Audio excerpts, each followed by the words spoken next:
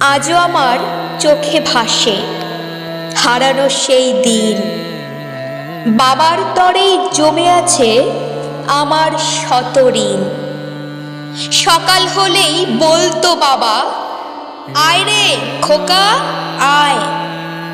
শুদ্ধ জ্ঞানের আহরণে মত্ত বেতে যাই। বিকেল হলেই খেলার মাঠে আঙ্গুল ধরে যেতাম। সবুজ ঘাসের মাঠের ওপর মন আনন্দে খেলতাম। সন্ধে হলেই পড়ার ছলে বলতো বাবা, ক দুআ করি এ জীবনে অনেক বড় হ। কোথায় গেল সুখের দিন, কোথায় গেল সবই? অশ্রু জলে খুঁজি আজও অতীতের ওই ছবি।